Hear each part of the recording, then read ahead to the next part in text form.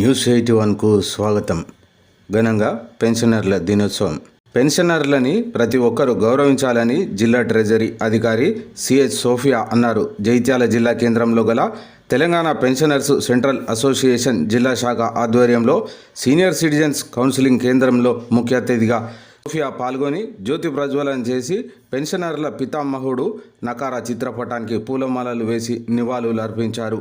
86 మంది విశిష్ట పెన్షనర్లను పురస్కారాలతో ఘనంగా సన్మానించారు. ఈ సేవలపై అడ్మిన్ లావణ్య అవగాహన కల్పించారు. ఈ నేపథ్యంలో ట్రెజరీ అధికారి సోఫియా మాట్లాడుతూ కనీస సదుపాయాలు లేని మారుమూల ప్రాంతాల్లో ఉద్యోగులు పెన్షనర్లు ప్రజలకు సేవలందిస్తూ ప్రభుత్వ కార్యక్రమాలు విజయవంతం చేశారన్నారు. ప్రస్తుతం పెన్షనర్ల సమస్యల పరిష్కారానికి, గతంలో ఉద్యోగుల సమస్యల పరిష్కారానికి హరి అశోక్ చేస్తున్న వివిధ సామాజిక సేవలను, సంఘ సభ్యులను వారు అభినందించారు. ఈ కార్యక్రమంలో జిల్లా ఏటీఓ మధుకుమార్, అసిస్టెంట్ రవి, జిల్లా పెన్షనర్స్ అధ్యక్షులు హరి అశోక్ కుమార్, సహాయ అధ్యక్షులు పి హనుమంతరెడ్డి, కోశాధికారి గౌరిశెట్టి విశ్వనాథం, ఉపాధ్యక్షులు వి ప్రకాశ్రావు, ఎండి యాకూబ్, ఆర్గనైజింగ్ కార్యదర్శి పి అశోక్రావు, సంయుక్త కార్యదర్శి దిండిగాల విఠల్, జైత్యాల యూనిట్ అధ్యక్షుడు బి రాజేశ్వర్, ధర్మపురి యూనిట్ అధ్యక్షుడు గంగాధర్, కార్యదర్శి దుబ్బేశం, మెట్పల్లి అధ్యక్షుడు వి ప్రభాకర్ రావు, రాయకల్ అధ్యక్షుడు వై వేణుగోపాలరావు, మల్యాల అధ్యక్షుడు యాకూబ్, కార్యదర్శి వీరారెడ్డి, తోయిటి గంగాధర్, కె సుధాకర్, కర్ణ, విజయలక్ష్మి, జిల్లాలోని వివిధ మండలాల ప్రతినిధులు పాల్గొన్నారు. కాల్ చేయండి. ఎక్సెప్ట్ మీరు ఇదే బ్యాంకింగ్ అనేది కాదు, మీరు ఏ డౌట్ ఉన్నా బ్యాంకింగ్ లో నాకు కాల్ చేయొచ్చు. ఐసిఐసిఐ బ్యాంక్ గురించే కాదు, నాకు తెలిస్తే ఇమీడియట్ గా మీకు సొల్యూషన్ ఇస్తాను. నేను కూడా జగిత్యాలే భవానీ నగర్ ముఖ్య అతిథిగా చేసిన మన జిల్లా ట్రెజరీ అధికారి సోఫియా గారికి, అలాగే కార్యక్రమంలో పాల్పంచుకుంటున్న మన ప్రధాన కార్యదర్శి విశ్వనాథన్ గారికి, కోశాధికారి ప్రకాష్ రావు గారికి, అలాగే సహా అధ్యక్షులు హనుమంత్ రెడ్డి గారికి, ఆర్గనైజింగ్ డైరెక్టర్ కోసారి అశోక్ రావు గారికి, మా సఖి అడ్మిన్ లావణ్య గారికి, అలాగే ఈ కార్యక్రమంలో పాల్పంచుకుంటున్న మా జగిత్యాల శాఖ అధ్యక్షులు పి రాజేశ్వర్ గారికి, అట్లాగే మెట్పల్లి శాఖ అధ్యక్షులు వెలుగుల ప్రభాకర్ రావు గారికి, అట్లాగే కోరుట్ల, అలాగే ఇక్కడ మల్యాల అధ్యక్షులు యాకూబ్ గారికి, పెగడపల్లి అధ్యక్షులు మన వీరారెడ్డి గారికి, మన ఆనందరావు గారికి, అట్లాగే మా ధర్మపురి అధ్యక్షులు గంగాధర్ గారికి, మిగతా మా ఉపాధ్యక్షుడు యూసుఫ్ గారికి, అట్లాగే ఆర్టీసీ నుంచి ప్రత్యేకంగా ఈ కార్యక్రమానికి వచ్చిన మా సీనియర్ ఆర్టీసీలో చాలా తీవ్రంగా అందరికి శిక్షణ ఇచ్చే మా సొగటి గంగాధర్ గారు, అట్లాగే మా కస్తూరి సుధాకర్ గారు, మరి అట్లాగే మా మెడికల్ శాఖలో మరి సేవలు అందించిన డాక్టర్ చంద్రమౌళి గారు, అట్లాగే దేవేందర్ రావు ప్రసాద్ నారాయణ, ఎస్ఆర్ఎస్పీలో పేరుగంచిన కోనాపురం భీమయ్య గారు, మరి అట్లాగే మా తరంగపూర్ అధ్యక్షులు బెల్ల గంగారెడ్డి గారు, గంగారెడ్డి గారు, మా పూసార భాస్కర్ రావు గారు, మా సూర్యనారాయణ రావు గారు, అట్లాగే మా కందుకూరి సత్యనారాయణ, అట్లాగే ఎస్ఐగా మన పదవీరకు చెందిన యూసుఫ్ గారు, భీమయ్య గారు, మరి ఇంకా యాకూబ్ గారు, చాలా మంది ఇంకా పేర్లు చదవలేకపోతున్నాం. అట్లాగే మాకు ఎప్పుడు వెళ్ళ సేవలు అందిస్తున్న మా ట్రెజరీ అసిస్టెంట్ మన శుభాకాంక్షలు. మరి ఇంతకుముందు మన నకారా గారికి నివాళులు అర్పించడం జరిగింది. మరి ఆయన ఏమంటే మనకు ఈ పెన్షన్లు అనేది మనకు సాధ్యమైంది. మనం అందరం ఆ పెన్షన్ ప్రయోజనాలు పొందుతా ఉన్నాం. మరి ఈనాటి కాలంలో మరి గత ప్రభుత్వం 43% ఇచ్చింది ఏది ఫిట్మెంట్, మరి ఈ ప్రభుత్వం 52% ఇవ్వాలని పెన్షన్ అసోసియేషన్ మా రాష్ట్ర అధ్యక్షులు గాజు నర్సయ్య గారి ఆధ్వర్యంలో మేము డిమాండ్ చేసినాం. అట్లాగే కలిసినా కూడా మన సానుకూలంగా స్పందిస్తారని ముఖ్యమంత్రి రేవంత్ రెడ్డి గారు సానుకూలంగా స్పందిస్తారనే ఆశాభావం వ్యక్తం చేస్తా ఉన్నాం. మరి అంతే కాకుండా పాపం గత 8 నెలల నుంచి కూడా రిటైర్మెంట్ అయ్యి కూడా మరి వాళ్ళకు ప్రయోజనాలు లభించక ఎంతో ఇబ్బందులు పడుతున్నారు. మరి వారి కోసం కూడా మేము రిప్రజెంటేషన్ చేయడం జరిగింది. అట్లాగే మరి ఈ సీరియల్ పోలియోను ఈ పెన్షన్ లైఫ్ సర్టిఫికేట్లు కూడా మా కార్యాలయంలో చాలా మందికి అప్లోడ్ చేసి ఇచ్చాం. మరి అట్లాగే జీవన ప్రమాణ పత్రం కూడా అది కూడా పనిచేస్తా ఉంది, అక్కడ కూడా మీరు చేసుకోవచ్చు. మరి అంతేకాకుండా ఈ మా పెన్షన్ అసోసియేషన్ సభ్యులు మాకు ఏమి బయట వేరే సంఘం లెక్క బయట దుకాణాలు ఏమి లేవు. మేము ఇది గవర్నమెంట్ ఇచ్చిన ఈ కార్యాలయాన్ని మేము ఒక 10 లక్షలతో ఖర్చు పెట్టుకొని నిర్మించుకున్నాం. మేము మా సభ్యులం ముఖ్యంగా 10% మా పెన్షన్ లో 10% ప్రతి నెల 10% డబ్బును ఇటువంటి కార్యక్రమాలకు మేము వినియోగిస్తున్నాం. ఇంకా మీ అందరూ కూడా మీరు సహకరిస్తే ఇంకా చాలా కార్యక్రమాలు చేయడానికి మనకు వీలవుతుంది. ఎప్పుడు కూడా మరి ఇటువంటి కార్యక్రమాలు పెన్షన్ అసోసియేషన్ తరఫున నిర్వహిస్తున్నాం. ఇంకా 10 కార్యక్రమాలు సేవా కార్యక్రమాలు కూడా నిర్వహిస్తా ఉన్నాం. రక్తదాన కార్యక్రమాలు నిర్వహించినాం. అట్లాగే పేదవారికి ఈ కార్యక్రమాలు అప్పుడు బట్టలు పంచడం కానీ, గొడుగులు పంచడం కానీ, మరి మొన్ననే ఉల్లి దుస్తులు కూడా మరి పంచడం జరిగింది. మరి ఇటువంటి సామాజిక సేవా కార్యక్రమాలను మేము తరచుగా చేస్తా ఉన్నాం. ఈ పెన్షన్ల ఏదైనా ఇబ్బందులు అయినా మేము సంబంధిత అధికారి దగ్గరికి కూడా మా రవి దగ్గరికి పోయినా, మా సోఫియా మేడం జిల్లా ప్రెసిడెంట్ దగ్గరికి పోయినా వెంటనే వారు పరిష్కరిస్తున్నందుకు కూడా మా అసోసియేషన్ తరఫున ధన్యవాదాలు తెలుపుతా ఉన్నాం. మరి ఎప్పుడు కూడా వారు మాకు తల్లిలాగా ఎప్పుడు ఆదరిస్తుంటారు. అందుకే వారిని మా క్యాలెండర్ లో కూడా వారి ఫోటో మేము ముద్రించుకుంటున్నాం ప్రతి సంవత్సరం. మరి వారికి సందర్భంగా హాజరై మా కోసం ప్రత్యేకంగా వచ్చినందుకు కూడా ప్రత్యేకంగా ధన్యవాదాలు తెలుపుతా ఉన్నాం. జాతీయ పెన్షన్ల దినోత్సవం సందర్భంగా ప్రత్యేకంగా అభినందనలు, శుభాకాంక్షలు. మీ అందరికీ ఈ కార్యక్రమానికి హాజరై విజయవంతం చేసే కృతజ్ఞతలు కూడా తెలుపుతూ ముగిస్తా ఉన్నాం. జై తెలంగాణ. కూడా హైకోర్టుకు వెళ్ళి మరి అది కూడా దాదాపు జడ్జిల నుంచి 200 మందికి మనం సివిపి కూడా కమిటేషన్ పెన్షన్ కూడా మరి కోర్టు దాకా హైకోర్టుకు వెళ్ళి ఇప్పించడం జరిగింది. మరి ఈనాడు హైకోర్టుకు వెళ్ళి విధంగానే మరి ప్రభుత్వం స్పందించుకోవడం చాలా విచారకరం. ప్రభుత్వం ఇప్పటికైనా స్పందించి మరి అందరికీ కోర్టుకు పోవాలని కూడా సివిపిని మరి వాళ్ళకి అడాప్ట్ చేయాలని కోరుతూ, సివిపి మినహాయింపు చేయాలని కోరుతూ మరి సందర్భంగా మధ్య ప్రతి ఒక్కరికి కూడా కృతజ్ఞతలు. ఇప్పుడు మా జిల్లా ట్రెజరీ అధికారి సోఫియా గారిని మాట్లాడవలసింది. జాతీయ పెన్షనర్స్ విధం శుభాకాంక్షలు చెప్తున్నాను మీ అందరికీ. వేదికలు అలంకరించినటువంటి పెద్దలందరికీ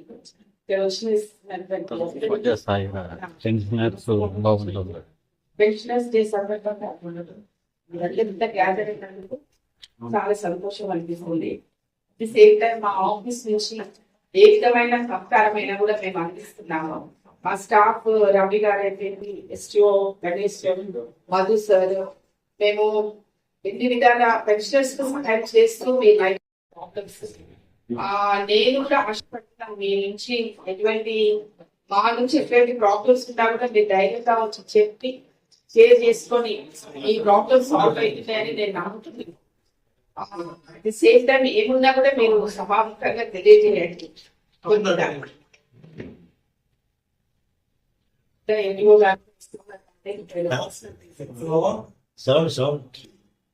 రిటైర్ అయినాక వచ్చే ఒక మన right, it's not a gift, it's a right అనుకుంటున్నాను మనందరికీ. సో మీ సహకారము, మీ కోఆపరేషన్ మా దగ్గరనే కాకుండా సబ్ ట్రెజరీస్ లో కూడా ఉన్నది అని నేను విన్నాను. ఇలాగే మీరు కంటిన్యూ చేస్తూ ఆ సేవలు మీరు అనుకోవాలని మనస్ఫూర్తిగా కోరుకుంటున్నాను.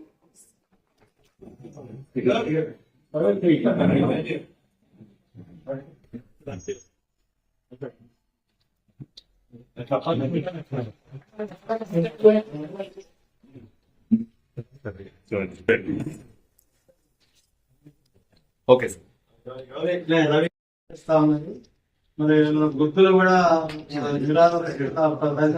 బయట ఇస్తే మరి వాళ్ళను మన శ్మశానంలో కూడా పడేస్తే ముసలామ్మను శ్మశానంలో పడేసిపోయింది. 9 కొడుకులు ఉన్నా కానీ ఆ ముసలామ్మను శ్మశానంలో పడేసిపోయింది. ఇట్లా నేను మన లావణ్య వెళ్ళి మా కొండయ్య వెళ్ళి తీసుకొచ్చి మళ్ళా ప్రోగ్రామ్ అయిపోయి మళ్ళా 4 రోజుల తర్వాత మళ్ళా శ్రీశాల మళ్ళా పోయి మేము పోయి మళ్ళా ఇప్పుడు వృద్ధాశ్రమంలో జరిపించినాం. చేస్తున్నారు అయితే ఫస్ట్ సఖీ సెంటర్ అంటే ఏంటి మీ అందరికి తెలుసుంటుంది. 18 years నుండి 60 years వాళ్ళకి ఆడవాళ్ళకి మహిళలకి ఏమైనా ప్రాబ్లం వస్తే సఖీ సెంటర్ లో సాల్వ్ చేస్తారు. ప్రాబ్లం ఏమైనా మీ అందరు పెద్దల దగ్గరకు వచ్చినప్పుడు సఖీ సెంటర్ ప్రాబ్లం వస్తుంది చేయడము అనేది ఒకెత్త అయితే 60 ఎబో మీరందరూ చేస్తున్నారు. దాంతో వయసుతో కొంచెం ప్రాబ్లం రావడము మనకు తెలియకుండానే మన శరీరం అంటే కొంచెం నీరసత్వం అవన్నీ వస్తున్నాయి కదా. మీరందరూ పెన్షనర్స్ ఫస్ట్ మీరందరూ అదృష్టం మా అదృష్టం. ఇంట్లో కూర్చుని మనకి ఎంతో కొంత ఎర్నింగ్ వస్తుంది. కానీ రిమైనింగ్ మీరు కాకుండా వచ్చే పబ్లిక్ మన దగ్గరికి డైలీ చాలా ఎక్కువ మంది వస్తున్నారు. పిల్లలు అమెరికాలలో ఉన్నారు, కోట్లను సంపాదిస్తున్నారని, సొంత ఇండ్లు ఉన్నాయని, ఇల్లు మొత్తం రెంట్కి ఇచ్చేసి కూడా నన్ను ఎక్కడ ఉంచుకోవడానికి లేదు అని. అసలు ఇటువంటి సిచ్యువేషన్ లో ఏం చేయాలి అంటే కూడా నాకు తెలియదు. వాళ్ళని ఏ డిపార్ట్మెంట్ అప్పచెప్పాలి, డిపార్ట్మెంట్ అప్పచెప్పినా మన శ్మశాన వాటికలో ఇచ్చిన కేసులో కూడా ఆ అమ్మ 4 months హాస్పిటల్లో ఉంది శ్మశానం కన్నా ముందు. ఆమెను కొడుకే కాలు విరగొట్టేసేస్తే రోడ్డు మీద తీసుకుపోయే వాళ్ళు అక్కడ ఉంచితే సర్జరీ చేయడానికి కూడా సిగ్నేచర్ వరకు పెట్టలేదు. పెట్టకపోతే ఆటోమేటిక్ గా మన బాడీ ఎట్లా రియాక్ట్ అవుతుంది, ఎక్కడ ఉంటే అక్కడ జాయింట్ అయిపోతుంది కదా. అది ఆమెకు బోన్ అతుక్కుపోయింది. కానీ అతుక్కుపోవడం అబ్నార్మల్ గా అతుక్కుపోయేటప్పటికీ మేము అతలేకపోయినాము.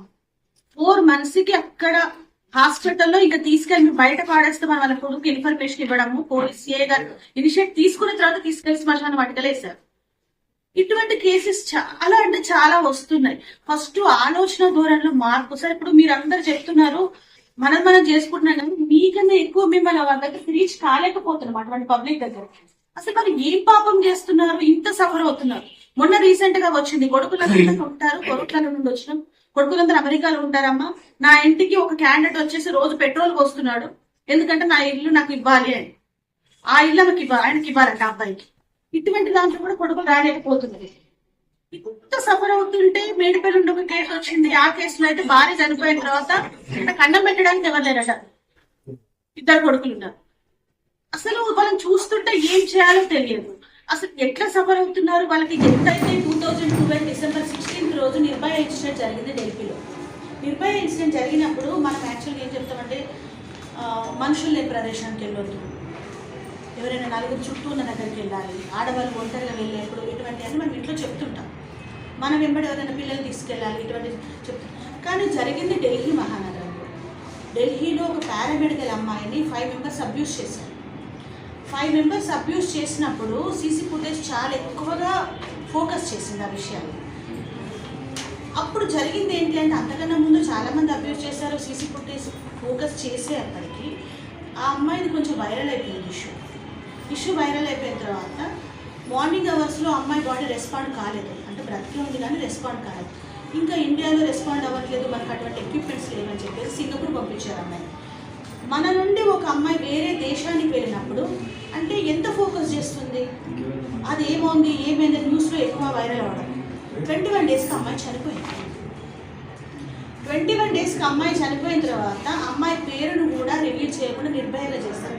అమ్మాయి చనిపోయిన తర్వాత మనం అన్ని దేశాలకి ఒక క్వశ్చన్ చేయడం, ఆడవాళ్ళని ఇండియాలో ఒక దేవతలాగా చూస్తూ అంటారు, ఆడవాళ్ళని భూమాత అంటారు, ఇంకా ఏదేదో చెప్తుంటారు కదా గొప్పగా. అటువంటి దేశంలో ఆడపిల్లలకి ప్రొటెక్షన్ లేదా అనేది ఎంత క్వశ్చన్ అంటే మనం తలదించుకునే పరిస్థితి వచ్చింది. అప్పుడు హోమ్ మినిస్ట్రీ, ఫైనాన్స్ మినిస్ట్రీ కలిసి ఏంటి అంటే అటువంటి నేరాలను మనము ఆపడం అనేది జరగదు, అంటే జరుగుతుంది కావచ్చు ఓవర్ నైట్ జరుగుతుంది. అట్లా జరిగినప్పుడు ఏం చేయాలి అని చెప్పేసి ఫస్ట్ మన దగ్గరికి ఎవరైనా గాయాలతో వస్తే వాళ్ళకు ఒక షెల్టర్ హోమ్ ఉండాలి. షెల్టర్ హోమ్ తర్వాత మెడికల్ అసిస్టెన్స్ ఉండాలి. గాయాలు ఉన్నప్పుడు కదా డైరెక్ట్ హాస్పిటల్ అడ్మిట్ చేయడం కాకుండా మెడికల్ అసిస్టెన్స్కి మా దగ్గర 2 ANMs ఉంటారు. 4 మంచి మాటలు చెప్పి వాళ్ళ ప్రాబ్లం ఏంటో తెలుసుకోవడానికి కౌన్సిలర్స్ ఉంటారు, కౌన్సిలింగ్ సెంటర్ ఉండాలి. ఇవన్నీ జరిగిన తర్వాత పోలీస్ స్టేషన్లో కేసు ఫైల్ చేయాలి ఇబ్బంది పెట్టిన మనిషి. ఆ తర్వాత పూర్వకాల సేవల్ని మేము ఒకే డిపార్ట్మెంట్లో పనిచేస్తున్నాం. ఇది సఖీ సెంటర్. దీని toll free number 181 toll free number call చేస్తే మాకు కనెక్ట్ అయిపోతుంది. సఖీ సెంటర్ నుండి మేము డీబీసీ ఫైల్ చేయడానికి ఉంటుంది. డొమెస్టిక్ వైలెన్స్ కేసులో ముందు ఎంఆర్ఓ గారు చేశారు. సెక్షన్ 5 ఏం చెప్తుందంటే డీబీసీ ఫైల్ చేయడానికి కూడా మేము చేస్తాం. డీబీసీతో పాటు ఇంకా రిమైనింగ్ కేసెస్ ఏంటి అంటే పోలీస్ స్టేషన్లో జరిగే కేసులు కానీ ఆర్డీఓ గారి దగ్గరకు వచ్చి కేసెస్ కానీ మేము దగ్గర ఉండి వాళ్ళకి సాల్వ్ చేస్తున్నాం. అయితే కౌన్సిలింగ్లో భాగం అంటే కేసెస్ అయితే లెంతీ ప్రాసెస్ అవుతుంది కదా అని చెప్పేసి కౌన్సిలింగ్లో ప్రాబ్లమ్ సాల్వ్ చేయడానికి మళ్ళీ కోర్టు ఫీజు కట్టుకోకుండా ఉండదు. అంటే కోర్టు ఫీజు కూడా కట్టలేని పరిస్థితిలో చాలామంది వస్తుంటారు. వాళ్ళకి డిస్ట్రిక్ట్ లీగల్ సర్వీసెస్ అథారిటీ ద్వారా మేము అప్లికేషన్ ఇచ్చేసి సఖీ సెంటర్కి ఫ్రీగా అడ్వకేట్ కూడా రిక్రూట్ చేస్తున్నాం. ఇది కాకుండా 376 రేప్ కేసులో కానీ పోక్సో కేసులో కానీ SC/ST అట్రాసిటీ కేసులలో కానీ వాళ్ళకి నష్టపరిహారం వస్తుంది. SC/ST అట్రాసిటీ కేసులో DSP సార్ చూసుకుంటారు. DSP ఆఫీస్ నుండి వస్తాయి. 376 రేప్ కేసులు కానీ పోక్సో కేసులు కానీ డౌరీ డెత్ డౌరీ మర్డర్ ఇటువంటి కేసులకు వచ్చిన కాంపెన్సేషన్ని సఖీ సెంటర్ నుండి మాకు DCRB నుండి కేసెస్ మేమే తీసుకొచ్చుకొని ఈ ఇయర్లో జగిత్యాల డిస్టిక్లో ఎన్ని కేసెస్ అయ్యాయి ఆ కేసెస్ సంబంధించిన డీటెయిల్స్ తీసుకొచ్చుకొని వాళ్ళకి పర్సనల్గా కాల్ చేసి ఆధార్ కార్డు బ్యాంక్ డీటెయిల్స్ తీసుకొని వాళ్ళకి ఇన్ఫర్మేషన్ ఇచ్చేసి కలెక్టర్ ఆఫీస్లో మేము అప్లికేషన్ పెట్టుకుంటాం. వాళ్ళకి సంబంధించిన కాంపెన్సేషన్ రావాలి. దీంట్లో పోలీస్ డిపార్ట్మెంట్ కానీ ఎవరికి కూడా ఇన్వాల్వ్ చేయము. ఎందుకంటే మీడియేటర్ సెల్ చేస్తే పోలీస్ డిపార్ట్మెంట్ కాకుండా మధ్యవర్తులు ఎవరైనా చేసేసి మేము చేస్తున్నాము అని చెప్పినప్పుడు వాళ్ళని అడుగుతున్నారంటే కమిషన్ కావాలి అని. ఇది కూడా మా దగ్గరకు వస్తుంది. అంటే వాళ్ళ ఇంట్లో నుండి ఇస్తున్నట్టు కూడా చేస్తున్నారు. ఇటువంటి విషయాల్ని ఒక అమ్మాయికి అబ్యూస్ జరిగింది, కేసు అయిపోయింది, అమ్మాయి చదువుకుంది, వేరే పెళ్లి చేసుకుంది, అది హస్బెండ్కు అత్తింటి వాళ్ళకి తెలియదు. ఇటువంటి విషయాన్ని కూడా చాలా కాన్ఫిడెన్షియల్గా ఒక అకౌంట్ నెంబర్ మా దగ్గరికి చేరిస్తే మేము వాళ్ళ అకౌంట్లోకి అమౌంట్ పంపిస్తున్నాం. ఇవన్నీ కూడా సఖీ సెంటర్లో జరుగుతాయి. మళ్ళీ మైనర్ ఇష్యూస్లో కూడా ఎలోపడి కేసెస్ కానీ ఎక్కడ కూడా షెల్టర్ ఉండలేదు. మైనర్ ఇష్యూస్ ఓవర్ నైట్ పెళ్లి చేసుకొని వచ్చిన వాళ్ళు కానీ ఇంకా అమ్మాయిని ఇంకేమైనా ప్రాబ్లంతో వచ్చిన వాళ్ళు కానీ బెగ్గింగ్స్ కానీ వీళ్ళందరినీ కూడా సఖీ సెంటర్లోనే షెల్టర్ హోమ్ ఉంటుంది. మైనర్ అమ్మాయిని CWC ప్రొడ్యూస్ చేయడము, CWC వాళ్ళు తీసుకున్న నిర్ణయాన్ని ఉన్నంతకాలం మా దగ్గర ఉంచుకోవడం, తర్వాత వాళ్ళ పేరెంట్స్కి అయినా గవర్నమెంట్ హోమ్స్కి అయినా పంపించడం, ఇవన్నీ కూడా సఖీ సెంటర్లో చేస్తాం. మేజర్ ఇష్యూస్లో కూడా భార్యాభర్తల గొడవల తర్వాత వాళ్ళని తీసుకోలేకుండా ఉన్న వాళ్ళకు కూడా గవర్నమెంట్ హోమ్స్ కూడా పంపించేంత రైట్స్ మాకు ఉంటాయి. స్వదా హోమ్ కరీంనగర్లో కానీ ప్రజ్వల హోమ్స్ హైదరాబాద్లో కానీ రిమైనింగ్ ఇంకేమైనా హోమ్స్తో లేదు లేడీస్కి ఏమైనా ప్రాబ్లం వచ్చి ఇంట్లో నుండి వెళ్ళగొట్టిన వాళ్ళను కూడా హెల్త్ డిపార్ట్మెంట్లో అంటే హెల్త్ పరంగా ప్రాబ్లం ఉంది, క్యాన్సర్తో సివియర్గా బాధపడుతున్నారు, ఇంకేమైనా ప్రాబ్లంతో బాధపడుతున్నారు, వాళ్ళకి చేసే వాళ్ళు ఎవరు లేరు, చేసే వాళ్ళు ఉన్నా చేయట్లేదు, అటువంటి వాళ్ళని కూడా హైదరాబాద్ పంపించడం, దానికి సంబంధించిన హోమ్స్ పంపించడం కూడా సఖీ సెంటర్లో చేస్తుంటాం. ఇవన్నీ కలిపి సఖీ సెంటర్ జగిత్యాల 2019 ఏప్రిల్ 26 నుండి మేము చేస్తున్నాం. సఖీ సెంటర్లో ఎస్టాబ్లిష్ అయింది. మా పర్మనెంట్ హోమ్ వచ్చేసి ఇక్కడ దరూర్లో ఉంది, దరూర్ క్యాంప్లో ఉంటుంది. Okay, thank you.